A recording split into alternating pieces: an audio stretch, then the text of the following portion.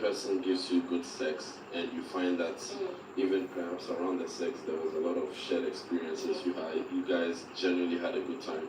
This is not someone you may just easily forget. So you will think about them. Amma, tell me, what is your take on emotions and sex? Emotions remain emotions.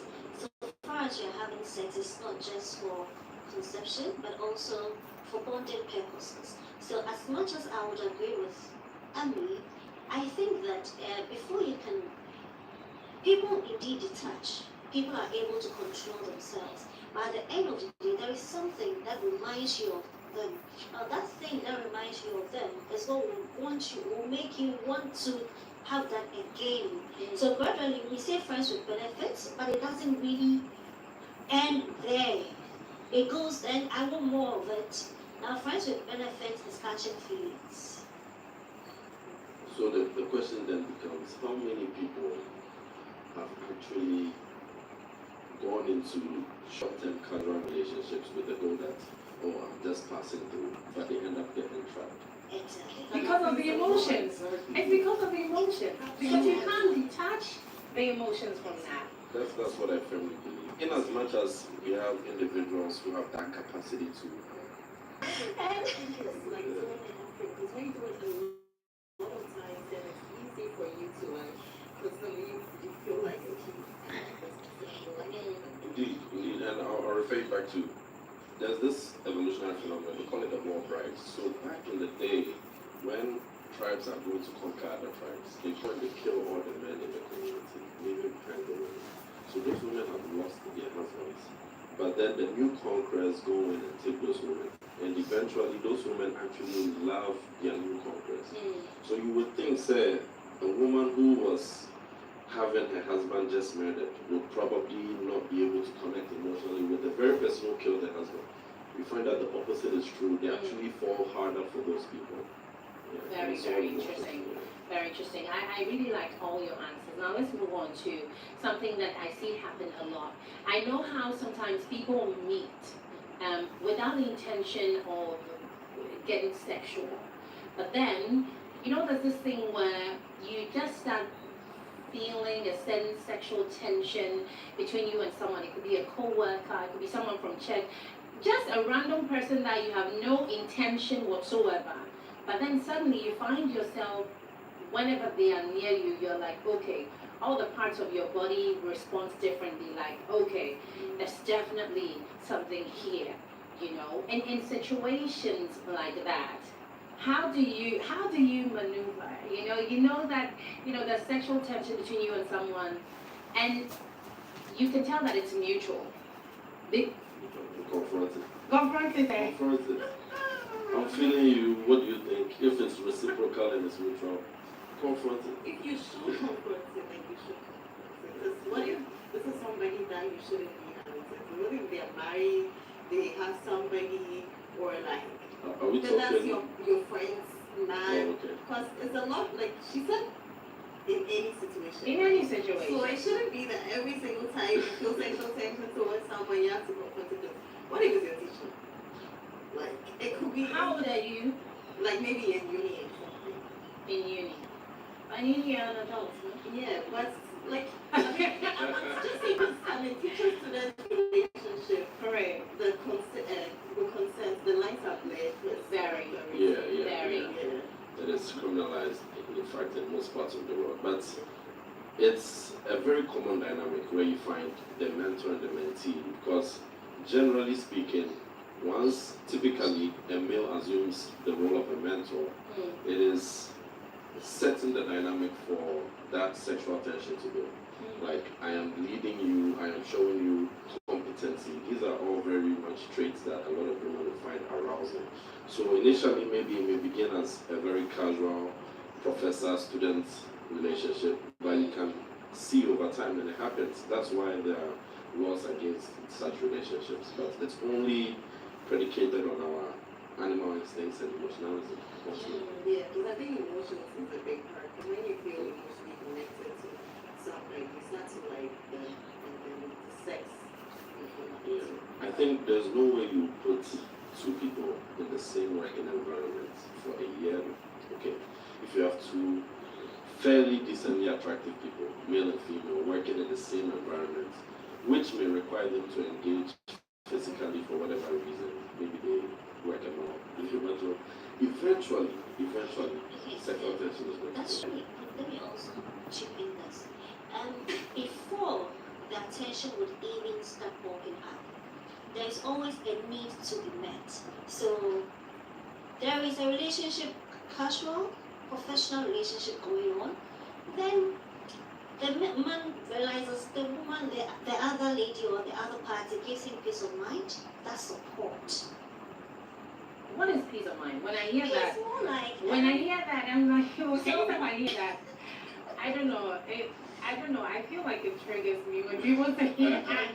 so Peace of mind. I don't understand what it the means. peace of mind is where you find comfort, where you find you're able to feel vulnerable. Mm. You're able to be yourself with no judgment. Now, And this man in question is an available man, or not? well, so it depends on it depends on the two. It depends on the two. Now, if it's more, it requires more of self-discipline. So even if whatever, now the feeling has started rising up, you feel so sexually attracted to this person, and he or she is meeting your needs, your sexual needs, things that get you aroused, things that makes you feel the man, things that makes you feel the woman, and you feel he or she appreciates you so much. It's not actually your intention to fall in love, not even fall in love, want to have sex with him, but you always know the senses start channeling to, hey, what will be the size? So the senses start speaking on guesses. Maybe he is 5, maybe he is 10, maybe he's huge, maybe he's thick or thin.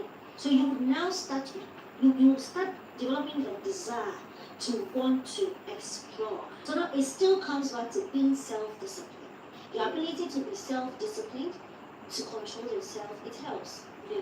Other than that, it doesn't matter. Be a professor, be a But can there student. be some measures? Because I hear people say, oh, control yourself a lot, but easier said than done, right? Yeah. Because when you're with this person every day, I see him every day, and the thing about sexual tension is that it grows. It will become a monster and devour you in no time.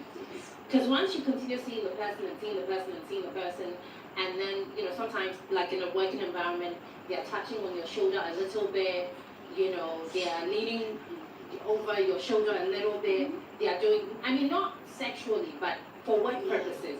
However, for you, it's like anytime, you catch their breast close, she's like, oh my God.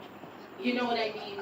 And it keeps growing and growing and growing. So could there be some measures that an individual could put in place in such situations?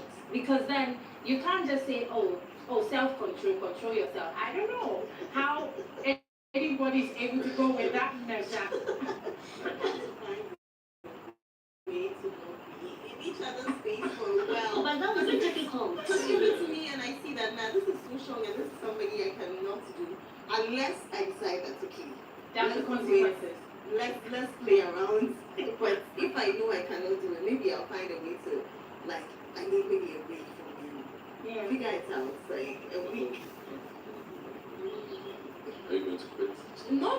Okay, depending. If you run shifts, tell your manager, your supervisor that I don't want to be on the same. You can't even tell your supervisor. You just give them an excuse why you have to do a different Yes. shift. So that way it helps you, like, because the distance helps you a bit. Because the more you spend time with this person, it's worse when the other person is a flip. Or like they actually want it, and you are like being the one saying, no, we can't do it. That's so weird. So with that, Or you push another woman in his direction. yes, with that too. But then once you low key, you want it, and you get jealous. Well, the whole point of you trying to run away is because you want it. Exactly. Because you don't want to do it. Exactly. But the funny thing is, the more you put barriers in, psychologically, what you're telling yourself is this is such a big deal. Oh, yeah, that's And true. the day you find yourself in close vicinity, where you feel like the consequences are something you don't even have to worry about, you have to do it. I think that ultimately confronts the feelings. Exactly. Confront it, talk about it, and understand that okay, because of this dynamic, this is what's going on. But to play and beat around the bush trying to hide put in barriers, practically, Yeah. how does that truly turn To out? be confronted with the person, because I don't think you should always confront it with like the person that is. Yeah. Then if you tell them, they know that you like them. Okay, so may I chip in something? So there is the Kubler-Ross stages of grieving, not just grieving, but any form of. So you at that moment you are trying to deny it. You are bargaining with yourself. No, I don't want to do this. I don't want to do this. But within you, the soul wants to have a feeling of this mass. You be dreaming about that. Exactly. So it's about you learning, having the ability to process these stages, because at any point now you learn to accept the feeling that I need this man. Then when you're able to come out of this whole issue, this whole thing by yourself, you speak to him about it. Or it may not be good to also speak to him about it, because at this point both of you have not spoken, haven't had any sexual discussion or no So conversation. there's a relationship. It doesn't work. There's a Well, work relationship. so I think you have to It deal could with be him. work, it could be Anything. anything. It could be church, it could be So I anything. think you should rather work on yourself, because at this moment you are in denial. I don't want to do it. It's not true. I don't feel anything for this man. Hey, God of mercy, have mercy. You are praying to God so hard that nothing like that happens. Then at some point you realize that no, the feeling, it can't die. Yeah. No matter what I do. So now you're beginning. At this point, I should move in, seek help. Yeah. Seek help, professional help. Yeah. From a professional counselor. The confronting So him you, is so rather more. you go to therapy because the sexual tension Yes, between And it saves you. It saves you. Yeah, it saves Because you. telling the person, now the person knows you want See, them. No, but there are many people who have told me things. yeah. Man, and I prefer that because then I know how I can carry myself around and relate with you, so that we don't do anything that jeopardizes it.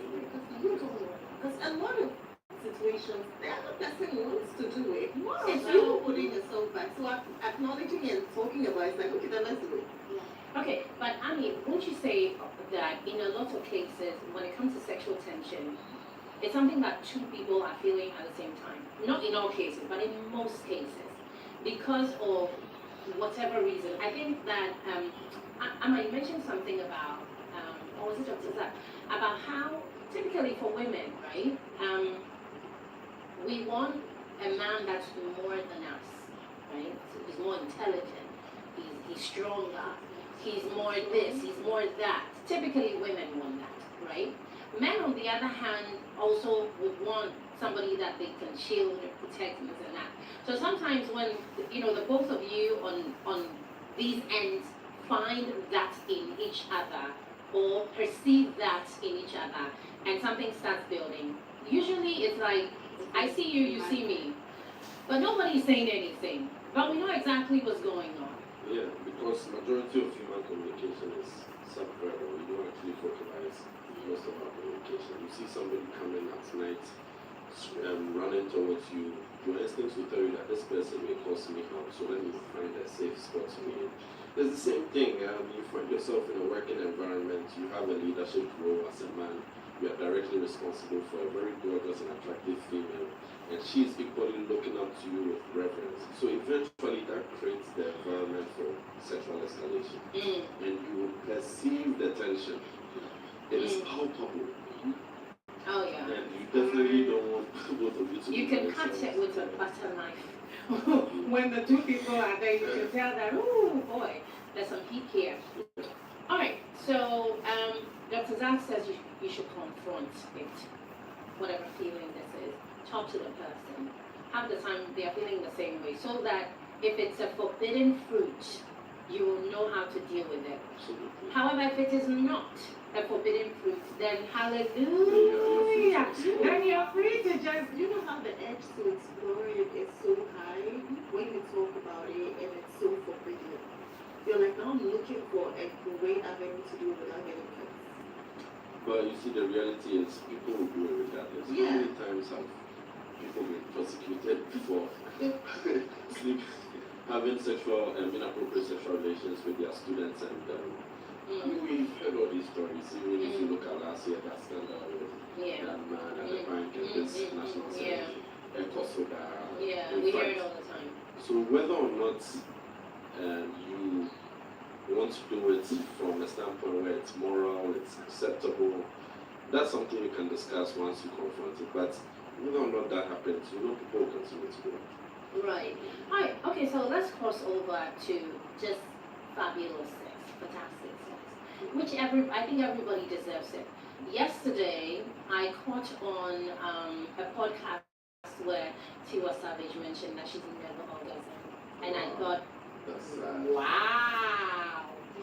People would think that when it comes to women and orgasm, it's like, the older generation who didn't really explore sexually, who haven't really taken the time to figure themselves out, so they don't orgasm. But the thing is that a lot of very recent, very out there women equally go through the same thing. And you'd ask yourself, but why though? Like, how is that even a possibility? because biologically speaking, a female orgasm isn't necessary to achieve conception. True. Once a male orgasms, it means that there has been ejaculation and there has been insemination of semen into the woman. So a male orgasm is a necessity for procreation. A female orgasm, it doesn't alter the equation of procreation. However, that is not to say that it doesn't matter, because in the context of sexual satisfaction, we've sat here at your studio before, we had a whole segment on sexual satisfaction and why it's so important. So from that standpoint, it's very, very necessary. And in fact, there's a small percentage of women where a lack of orgasm actually reduces their fertility. Because remember that once a woman orgasms, one thing that happens is there are uterine contractions. Okay? These contractions allow the cervix to open, allowing for free passage of semen into the womb to go to the fallopian tubes and fertilize the egg. So ultimately, there are some women who would benefit from more orgasms in terms of fertility. Absolutely. Okay. Very interesting. I had to chip that in because everybody deserves great sex, mind-blowing sex. Every now and again. Mind-blowing sex can't be all the time, but every now and again you should throw that in. So, what would it take for anyone to get mind-blowing sex? We're going to go on a break. When we come back, then we will break that down because, like I said, everybody does deserve mind-blowing sex. This is Juve on GH1 TV. My name is Natalia. Remember, we're streaming live on all our socials, GH1 TV on YouTube.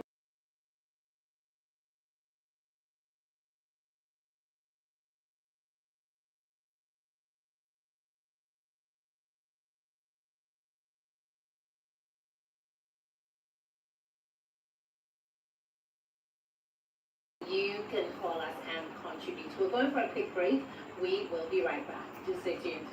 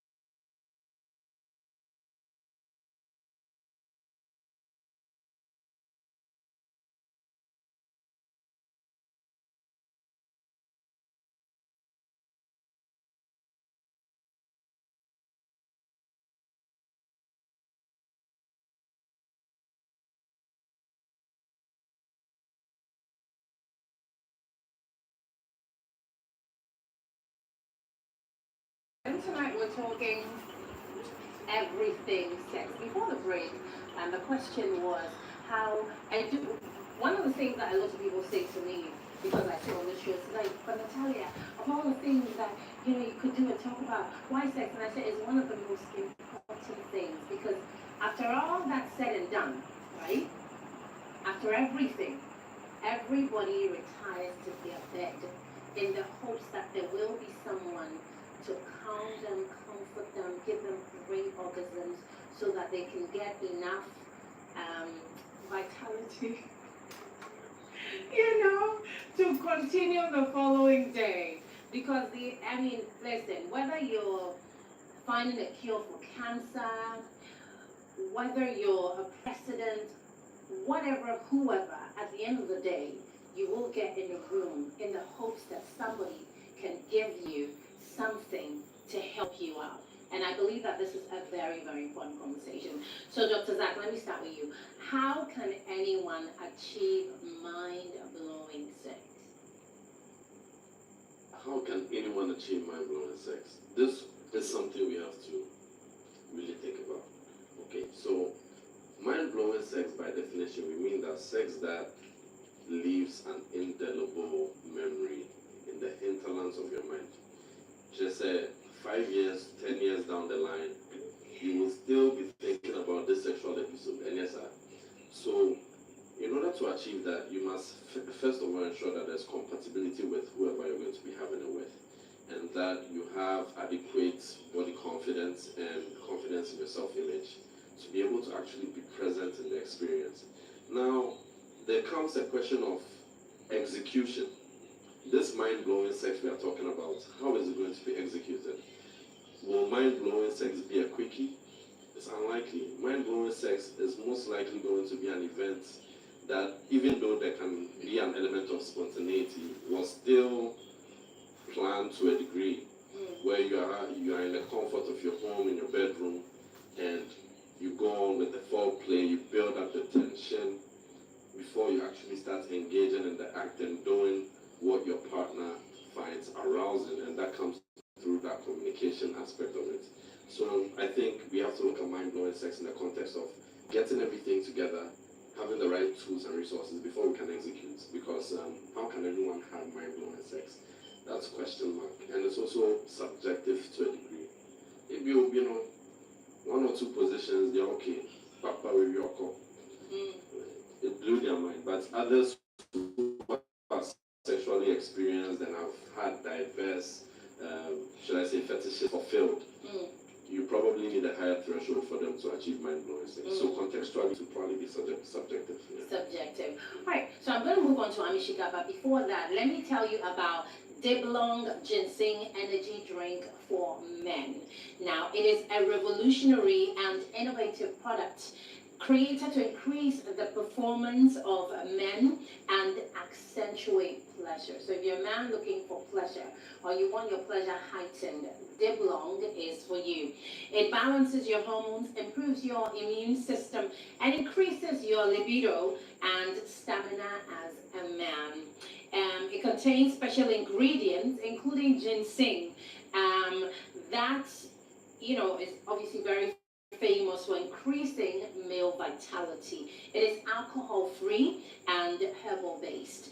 So sip the top with fresh taste, and you will get more passion and happiness in every sip. Remember, Diblong is for men. Go the extra mile with Diblong Ginseng Energy Drink for Men. Bring out the male in you with Diblong Ginseng Energy Drink. Do you hear that? Bring out the male in you so that in future, some girl that you were with for 3 years will not sit on television and say, I've never had an orgasm. Listen, I said to myself, how will anybody feel hearing something like that? But we'll get to that. So for wholesale purchases, do call 0277 550076. Okay, that's 0277 550076 or 0243 5553 0535. Dip Long Ginseng Energy Drink is definitely for you as a man. If you want to maintain steez in the bedroom and you want your woman to call you all the way man, this is for you. Also, allow me to shout out the King's Clothing for making my outfit tonight. He's on Instagram at the King's Clothing. Find him, DE King's Clothing. He gave me this beautiful outfit tonight.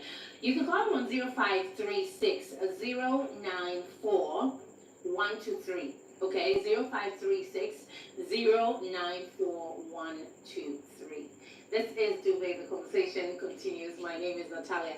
Dr. Zach, so I did say that. Imagine the shock when some woman you were with for 3 years, maybe you were married to this woman, or maybe you were in a relationship with them 3 years, 5 years, and every time you have sex, they were breathing heavily and moaning and scratching you and doing everything, and in your mind, oh, you've done it all. And a few months or years down the line, they sit on television and say something like, I've never had an orgasm. Imagine the shock.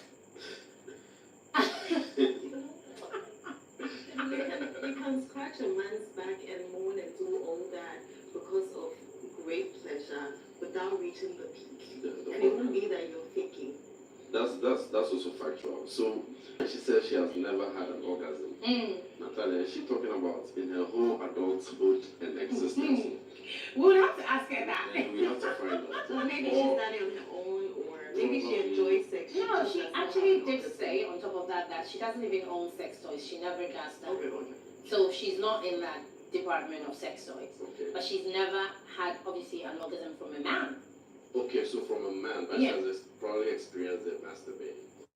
No, she says she doesn't. Well, you don't need toys to always. I mean, with fingers, but Yeah. it looks like from what. From what she says, it means that she's never experienced it Period. in any kind of way or form. Capacity. Yeah. So how does she compare that to? Because an orgasm, in order to achieve an orgasm, we're talking about climax. So as Amir was alluding to, you can have significant pleasure throughout the whole process of intimacy, from the oral sex to other zones that the man may be playing upon. All these things gradually generate some pleasure and gratification. But perhaps she is alluding to the fact that she has never gotten to a point where it's just so intensely pleasurable to the highest peak.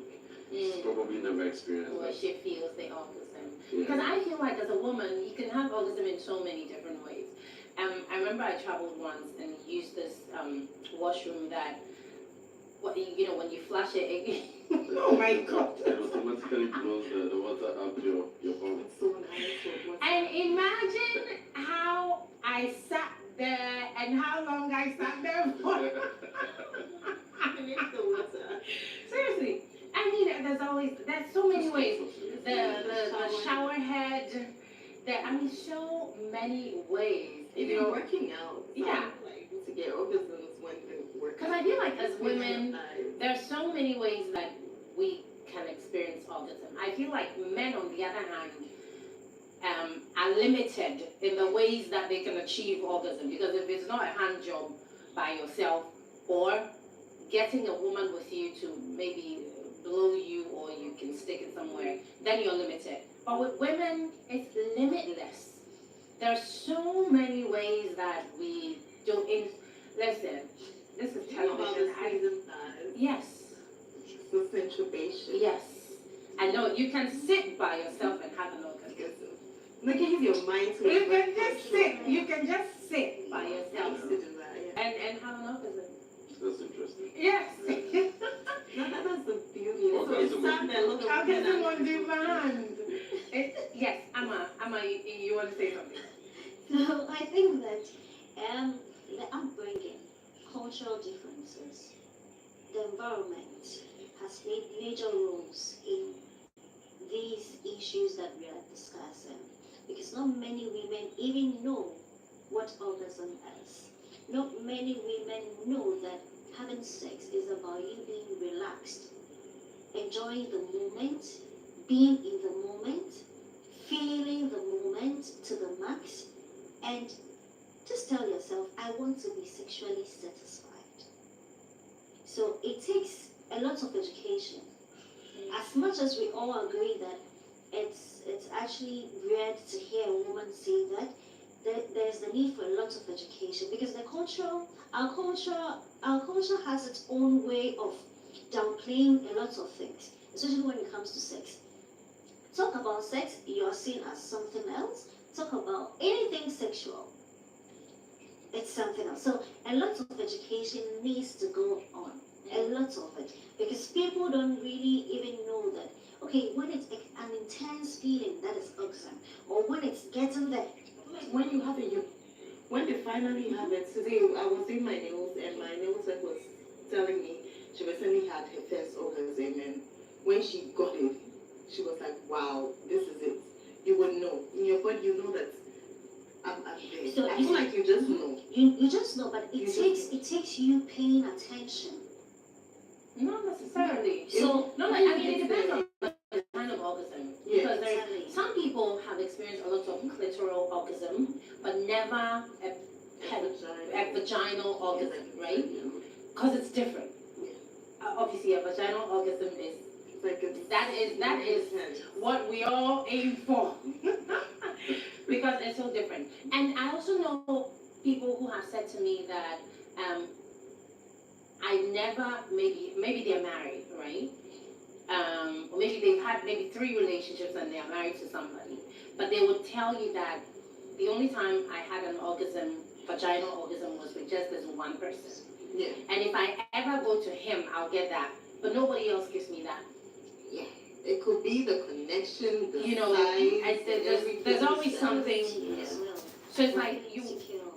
Yeah, some of the connection, like how the person makes them feel and how relaxed they are in their minds, that they're so present and their body is like reacting to everything. Like With your unique vaginal anatomy, then it may be that he is the perfect guy for you, quote unquote. Okay, because when he puts you in a specific position, he's able to just hit your spot repeatedly. Whereas your new guy or your subsequent experiences, even though they may be well endowed, they are not able to do the job. Maybe their talk or their penetration consistency, or should I say the frequency, maybe is different from what actually helps you out. So there are several dynamics to consider. but there's another thing. Okay, let's open the phone lines. This is Duvet. We're talking obviously about sex, and tonight we're talking everything sex. The sexual tension, the weird faking orgasms, the way that you can achieve orgasms by yourself with your partner. So our phone lines are officially open. Do call us on 0532 961218, 0532 961218. And keep in mind that there's a doctor here, there's a sex coach here, and there's a counselor here tonight. So whatever your problems may be, in whichever direction, they will be addressed tonight. The number to call again, 0532 961218. This is Duvet. My name is Natalia. And you were saying something? Yeah, I was going to talk about us knowing ourselves, our needs, our desires, our bodies. Because like if you know what really turns you on, you know what activities or what things you need in the bedroom to be able to get to that point. And you're able to, like, knowing is the first thing and then communicating it. If you don't know it, I mean, you can find